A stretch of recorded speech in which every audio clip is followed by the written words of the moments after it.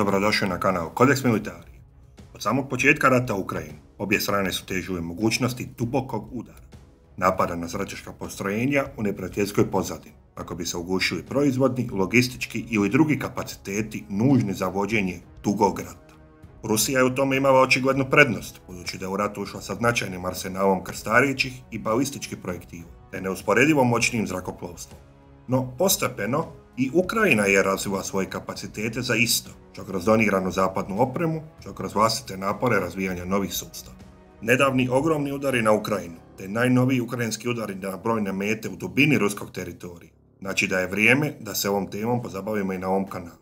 Napade na ruske zračne luke ćemo obraditi pri kraju ovog videa. Fokusirat ćemo se na sustave dometa preko 100 km, što blizu granice djelovanja sustava HIMARS sa GMLSR ili GIMLARS raketama sa ukrajinske strane i sustava Tornado i starijeg .U sa ruske. Obje strane su do sada već naučile koliko je rizično imati mete otvorene za udare na toj udaljenosti od bojišnice. Iako svako malo čujemo o novom incidentu u kojem ruski ili ukrajinski vojnici nastradaju kad ih se okopi na otvorenom terenu, primjerice u vojnim vježbama ili ceremonijama dodjele medalja. Također znamo i za ukrajinske i ruske helikoptere uništene preciznim raketnim udarima u pozadini, uz nebrojene primjere gubitaka protuzrakoplovnih sustava sa obje strane. No, u ovom videu nas zanimaju duboki udari, oni koji se mogu izvršiti preko te granice od 100 km od bojišnice. Tradicionalno, takvi duboki udari su bili zadaća zrakoplovstva, no učinkovitost protuzračne obrane s obje strane je ograničila mogućnosti zrakoplova da lete nad neprijateljskim teritorijom.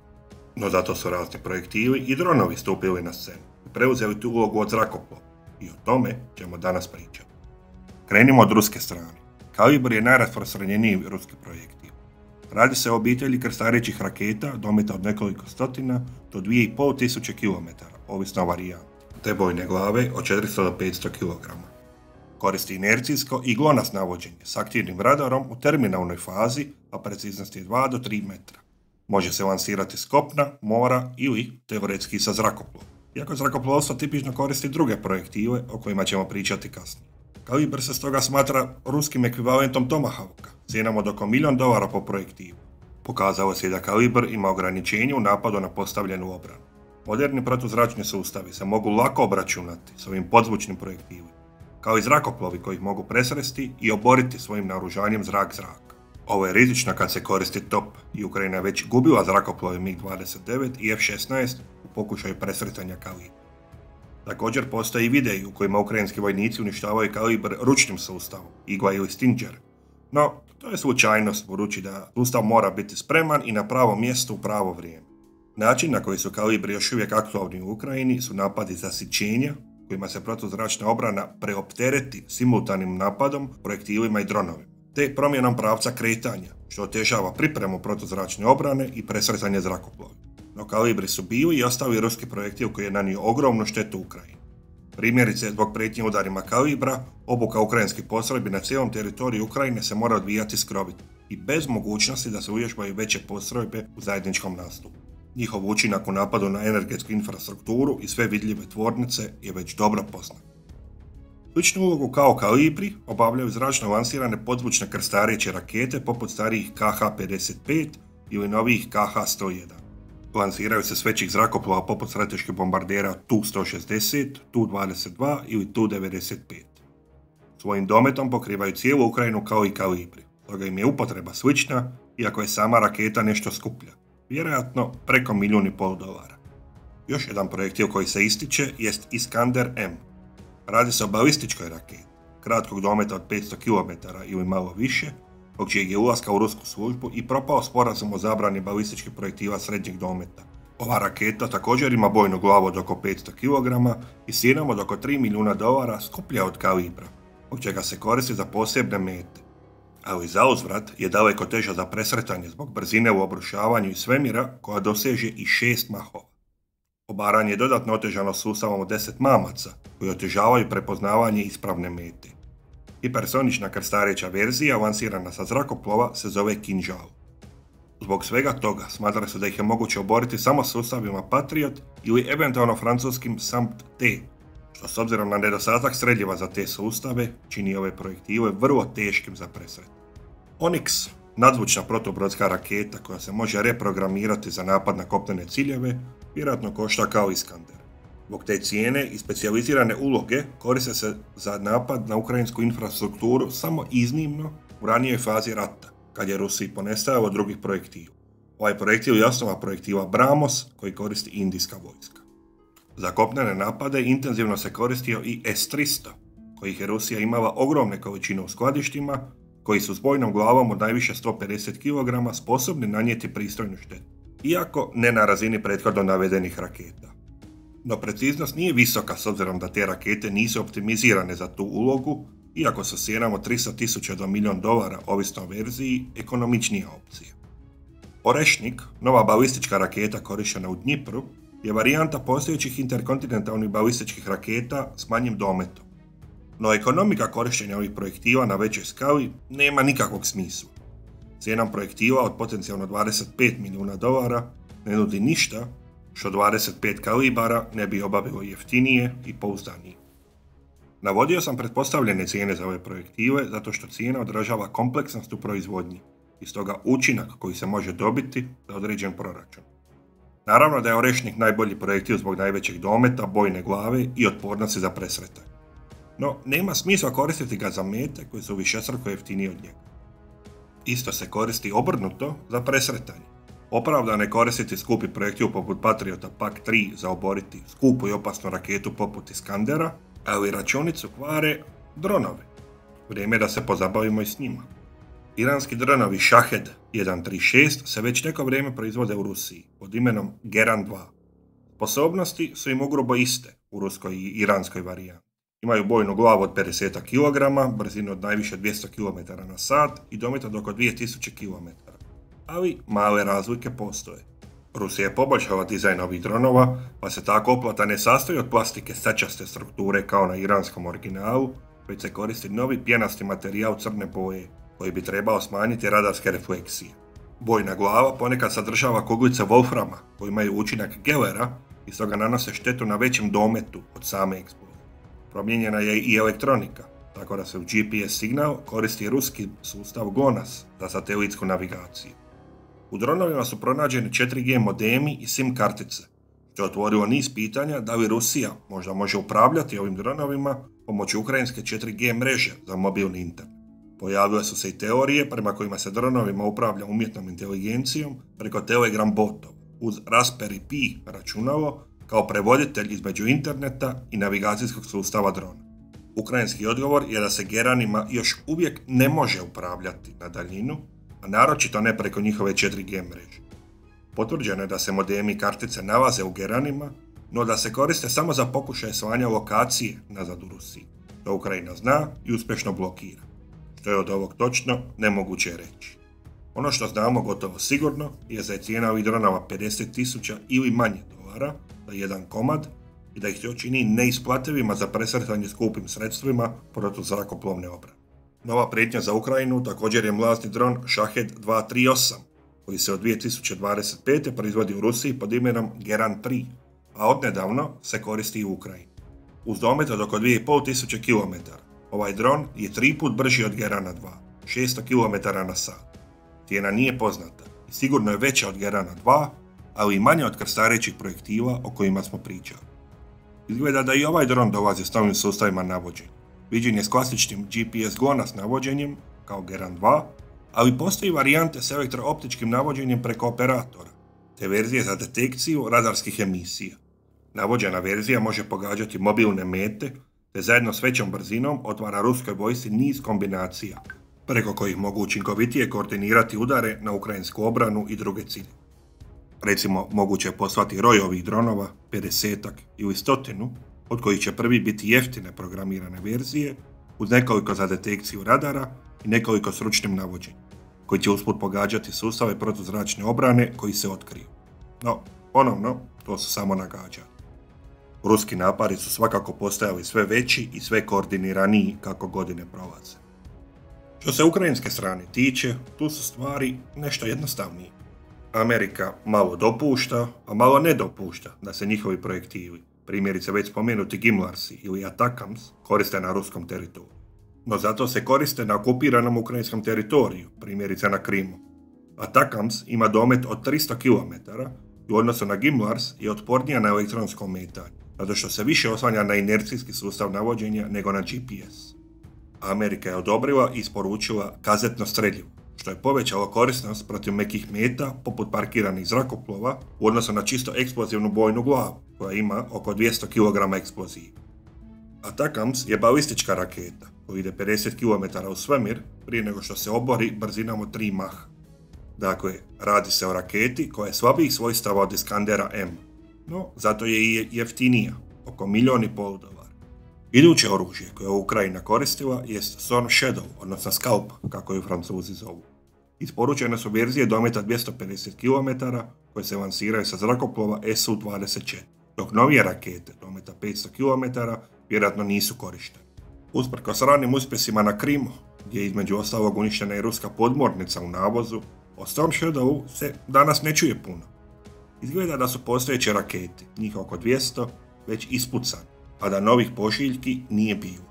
Također, postoje znaci da se ruska protuzračna obrana prilagodila i sve uspješnije presreće ove projektile, isto kao i Atakams. Naravno, obrana ne može biti svuda i svugdje, pa će se pokoji projektil na obje strane uvijek provući. Od raketa se može spomenuti i domaći Neptun, protubrodski projektil kojim je potopljena krstarica Moskva.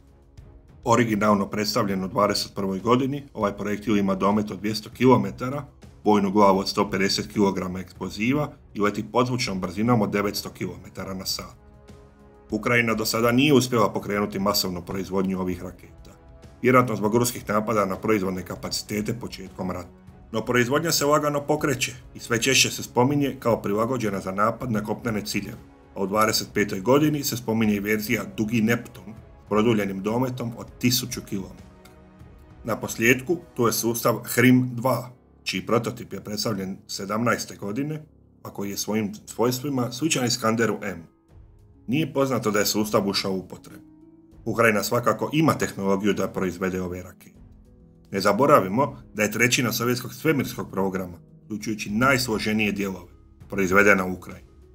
No isto tako, ovako kompleksni projekti traže vrijeme, sredstva i netaknutu mrežu dobavljača da bi ušli u proizvodnju, što je za Ukrajinu luksuz koji ona trenutno nema. No znate što nije kompleksno? Dronovi. Ukrajina je polako počela proizvodnju dalekometnih dronova kojima već dugo, a osobito u ovoj godini, napada ruske mete poput rafinerija i zračnih luka. Dosta toga se ne zna i vojna je tajna koji se sustavi koriste za što i koliko ih je u proizvodnju. No prođimo kroz neke sustave za koje znamo da su upotrebni. Još 2023. godine predstavljen je dron pod imenom Rubaka. Ovaj dron, koji izgleda kao manji šahed, navodno ima domet od 500 km, što ovisi i o bojnoj glavi koja može imati 2 do 15 kg eksploziva.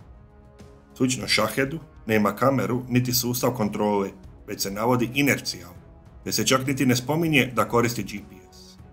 To smanjuje preciznost, ali ju čini vrlo otpornom na elektronsko ometanje. Cijena je skromnih $15,000 po komadu. Poznat sustav je i UJ-22, smanjena verzija sportskog zrakoplova. Širine krila od 4,2 metra i dubljine 3,7 metara spada u srednje dronove, kojima se daljinski upravlja. Može preuzeti misije izviđanja, no i bombardiranja bombama, minobacačkim minama ili raketnim bacačima. Brzina mu je do 200 km na sat, a u zraku može provesti do 8 sati.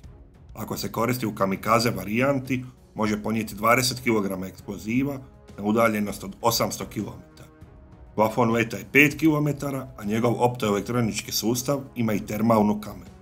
To znači da s ovim dronom Ukrajina može doći do velikog broja ruskih zračnih luka i drugih meta, osobito Moskva, koja je udaljena neki 450 km od ukrajinske granice. Domet sustava za komunikaciju je oko 100 km, no kad dron odleti dalje od toga ili je elektronski ometan, ima autopilot koji po inercijskom navođenju može nastaviti let. Ovaj dron je prema izrazi Bilda navodno korišten u pokušaju atentata na Vladimira Putina u travnju 23. godine, kada je on trebao držati govor u industrijskom parku kod Moskve, no dron se srušio 20 km prije same mete. Od prerađenih lakih zrakoplova znamo da Ukrajina koristila A-22 Foxbat u napadu na tvornicu šaheda u Tatarstanu, te Sky Ranger Ninja s okačenom bombom od 100 kg. 23. godine je predstavljen Bober, u prijevodu Dabar, dron dometa 600 do 1000 km, koji je već uslikan udarima na Moskvu i čiji su ostaci pronađeni u nekim drugim napadima, primjerice na postrojenje za lanciranje i testiranje raketa u Kapucin Jaru. Postoji još puno varijanti dalekometnih dronova, no upitno je koji od njih je u masovnoj proizvodnji. Od onih za koje imamo nekakav video ili fotomaterijal, tu je R-15, AQ-400 Sight, AN-196 Ljuti, mlazni UJ-25 Skyline, razvijen iz drona Topaz koji služi kao meta u zračnim vježbama, isto kao i dron poznat kao Morok. Onda je tu kineski Mugin 5, korišten početkom rata za udare na Krim, švicarsko-njemački Lord, turski Y-3, onda dron koji znamo pod nazivom FP-1. Na kraju Tuwei Sich, izviđački dron. Uz njih je pronađen i velik broj neidentificiranih dronova, što pokazuje u kolikoj tajnosti se ovi sustavi proizvode. Svi ovi dronovi imaju domet od nekoliko stotina do 700 km, te su korišteni u napadima na Krim, ruske zračne luke u više navrata i napade na samu Moskvu. Na tim dometima ih je nemoguće izravno kontrolirati bez pomoći satelita, koje Ukrajina nema, tako da se oslanjaju na samostalno inercijsko ili GPS navođenje. Iako ne znamo koji točno se proizvodi u koliko komada, po frekvenciji ukrajinskih napada, koji su sve češći, možemo zaključiti da je proizvodnja premašila nekoliko stotina mjesečno. Ovi dronovi nisu sofisticirani niti skupi. Sva protuzrakoplovna sredstva koje Ukrajina koristi protiv šaheda, koristi i Rusija protiv ukrajinskih dronova. Razlika je naravno to što je Rusija puno veća država, tako da nije lako postići istu gustoću protuzračne obrane. Stoga, isto kao kod šaheda, metodom kojom se osigurava uspjeh jest masovno korištenje i trikovi poput sustavnog napada na sustave protuzračne obrane neposredno prije nego što se pošalje roj tih dronova, kako bi lakše prošli kroz inicijalni otpor i ušli u dubinu ruskog teritorija, kojem ih je kasnije iznimno teško pronaći. Očito je da će, što rat bude dulje trajao, Ukrajina sve više udarati po metama u Rusiji, isto kao što je Rusija povećala napade na Ukrajinu. Jedna od posljedica konstantnih ukrajinskih udara je bilo povlačenje strateških bombardera iz baze Engels 2 kod Saratova. Ta baza je najbliža baza strateških bombardera u Ukrajini, no konstantni napadi ukrajinskih dronova su natjerali rusko zrakoplovstvo da premjesti vrijedne bombardere dublje u unutrašnjoj zemlji. U toj bazi je nedavno detonirano skladište streljiva sa 100-tinjak raketa KH-101, a ranije je zapaljena i ogromna količina goriva. Zračna luka u Moskvi je također periodično bila zatvarana za promet zbog prijetnje ukrajinskih dronova. I konačno, dolazimo do napada na ruske zračne luke 1. lipnja 1925. godine. On, kako stvari izgledaju, nije ostvaren dalekometnim dronovima, već dronovima kratkog dometa koji su raspoređeni na ruski teritorij kroz proteklih godinu i pol, u kontejnerima koji se otvorili poklopac i automatski lansirali kamikaza dronove. Također, isti kontejneri su izgleda imali i sustav za samouništenje. Istovremeno je napadnuto barem 4 zračne luke, Jagiljev, Ivanovo, Olenija i Belaja, uz prijavljene napade u Poskrensenku i pomorske baze Severomorsk kod Murmanska, iznad koje se diže crni dim.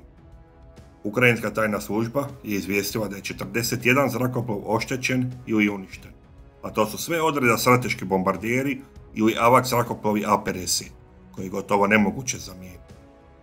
Na snimkama se jasno vidi da je barem nekoliko zrakoplova Tu-95, koji se koriste za lansiranje projektila KH-101, ozbiljno oštećen. Ova opsežna operacija je provedena pod imenom Paukova mreža.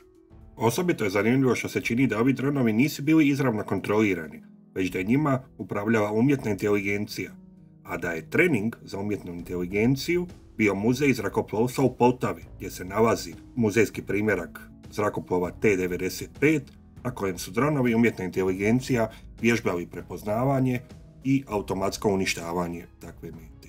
Ako je to istina, to je prvo poznato korištenje umjetne inteligencije na ovoj razini ratovanja. Dakle, osim raketa i dalekometnih dronova, Rusija mora paziti i na špijunske operacije na svom teritoriju. Ukrajinske snage očito mogu provoditi ovakve duboke iznenadne udare bilo gdje na ruskom teritoriju. I to je dodatna eskalacija rata za rusko stanovništvo koji će staviti dodatan teret na rusku državu. Kako ruski napadi na Ukrajinu eskaliraju u snazi i broju dronova i projektiva, tako i Ukrajina dobiva vlastite kapacitete za duboke udare koje obilato koristi. Ukrajina se protiv napada na svoj teritorij može boriti na dva načina. Jedan je da obara ruske projektive i dronove iznad svog teritorija, a drugi je da udari na ruski teritorij, na tvornice dronova poput one za Šahede u Tatarstanu, ili na zračne luke iz kojih polijeću strateški bombarderi. Ovaj drugi način je asimetričan jer za malo uloženog novca daje potencijalno spektakularan rezultat, kao što smo vidjeli 1. lipnja 25. godine. Iako je Ukrajina i ranije napadala mete duboko u ruskom teritoriju, na neki način možemo reći da je došlo do prekretnice i da se sada radi o totalnom ratu. Bilo kada, bilo gdje, bilo koji ruski ili ukrajinski građanin može biti metom napada protivničkih dronova ili projektiva. Rusija naravno drži prednost u volumenu te paljbe, frekvenciji i masovnosti napada. No isto tako, Rusiji se postavljaju i veća očekivanja da ne prima takve neugodne udarce od puno manje i slabije Ukrajine. Postavlja se pitanje da li će to promijeniti tijek rata i odgovor je da vjerojatno neće. Niti Rusija niti Ukrajina sada nemaju puno opcija za eskaliranje sukoba, a osobito se od Ukrajine ne očekuje da napada civilno stanovništvo na isti način kao što to radi Rusija. No krvavi rat koji pratimo je upravo postao još malo brutalniji. To bi bilo to za ovaj video. Ako vam se svidio, kliknite like i pretplatite se na kanal da ne propustite sličan sadržaj u budućnosti. Nadam se da se uskoro opet vidimo.